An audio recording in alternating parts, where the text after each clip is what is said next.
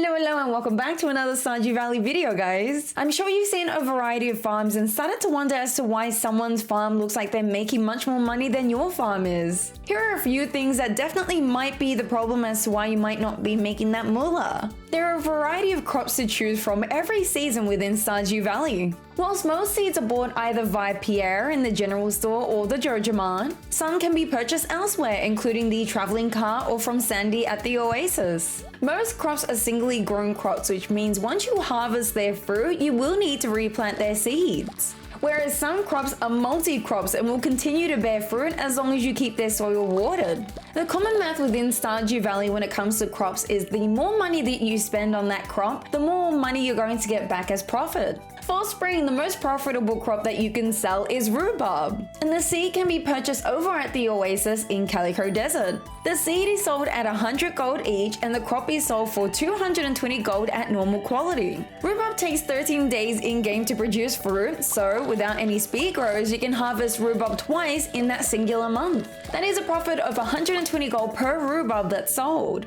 The reason for this breakdown is there are crops that are multi-harvested that will actually make you more money every month. Strawberries are a great pick for spring. Strawberry seeds are sold for 100 gold each during the Egg Festival, and when selling a strawberry, they'll sell for 120 gold each. With the multi-harvest available, you can harvest at least 5 strawberries when planted on day 1 of spring, or at least 2 strawberries when planted on the 13th. No matter the day that strawberry seed is planted, that strawberry seed will actually make you more profit compared to a rhubarb seed. To compare this is 500 gold profit when planted on day 1 of spring, or 140 gold when planted on day 13 of spring. Other multi-harvest crops you'll want to consider is blueberries in summer, which is a 520 gold profit for the month of summer, coffee beans, which only makes you profit when dropped by dust sprites in the mines and can grow across spring and summer for maximum profit, and cranberries in fall, which will give you a 510 gold profit for the month of fall. Still, I still think you should consider these crops as your most profitable, which is ancient fruit, which can be grown in any season except for winter, starfruit, which is grown in summer, or even sweet gemberry that can be bought over at the traveling cart. Alongside crops, you'll also want to consider artisan machines. These are machines that will further increase your crop's selling amount when the crop has been placed within that machine. Every machine works differently depending on how you use it. In chronological order, we've got mayonnaise machine, which is available at level 2 of farming, which will produce mayonnaise out of eggs. We've got bee houses at farming level 3 that will produce honey every 4 nights, and flowers that are nearby the bee house will affect that honey, meaning more money. Preserve jars at farming level 4 will further increase the value of your fruit, vegetables, and roe. A useful video breaking down everything you need to know about preserve jars and what crops are most profitable every season will be left in the annotations above and the description below. Then we've got cheese presses, which were available at farming level 6, which turn milk into cheese. We've got a loom at farming level 7 that turns wool into cloth. We've got kegs at farming level 8 that will produce a variety of crops even further. Likewise, a useful breakdown about kegs and the most profitable crops within a season will be also left in the annotations above and the description below. Also at farming level 8, we've got oil makers that become available that will turn your truffles into truffle oil, and corn, sunflower seeds, and sunflower into usable oil to craft in recipes. Lastly, we've got kegs that become available when a farmhouse is fully upgraded, which will increase the quality and value of wines, pale ale, beer, mead, cheese, and goat cheese. Consider each of these machines every time you level up, because not only will they start to produce you items that are useful in your gameplay, but you'll start to make some more money out of the crops that you place within them.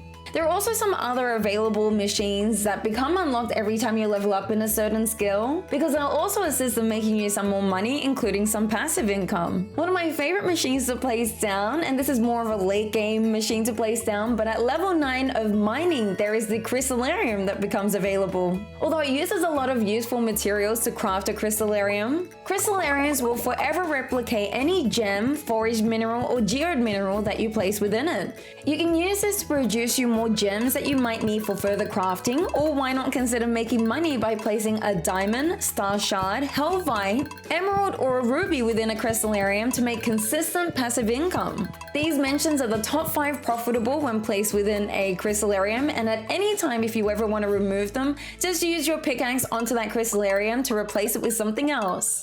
A recycling machine is a machine you might want to start to consider since you can get it pretty early on in your gameplays, which is at fishing level 4, and it'll turn your trash, driftwood, soggy newspaper, broken CD, and broken glasses not only into useful resources but items that you can sell, including refined quartz and cloth. Then we've also got tappers, which are available at foraging level 3, which are really useful to place onto your trees. Not only will they produce you syrups to craft items, but you can also sell them for a decent amount. Hey, if you're enjoying today's video, why not consider leaving a like? It helps with the YouTube algorithm. If you want to see more Stardew Valley videos, why not consider subscribing? And to those that are still interested, my Fuzzalicious candles are still available and I'll leave the link down below.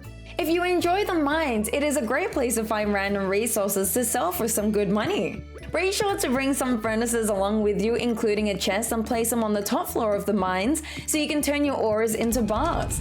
If you regularly farm for ore, specifically gold ore and coal, you can process plenty of gold bars to sell them. But also gems can be found along the mine floors, which can also be sold. Crates and barrels can also be found within the mines and will roughly have a 40 to 44% chance to have nothing within it. So when it does have something, there's a variety of items that you can find in them, and that is determined on the floor that you found that crate or barrel. For example, a crate or barrel that is found between floors 0 and 39 will likely have a chance of quartz, amethyst, or topaz. Crates and barrels found on floors 40 to 79 are more likely to have aquamarine, jade, and frozen tear. Whereas crates and barrels above floor 80 and above are likely to have emerald, omnigeodes, and rubies. These are all really great to sell. Some people have a conflicting idea when it comes to Casks, which is an artisan machine that is available when you fully upgrade your farmhouse and the basement is available. It is used to further increase the quality of an artisan good placed within it. Although this is a great option, it all depends on how much you can utilize these casks and the resources used to craft them, as well as depending on how patient you are to turn your artisan goods into better quality. For example, a fruit that is turned into wine via a keg will have their value increase 3 times. When turning that wine from regular quality to iridium quality via a cask,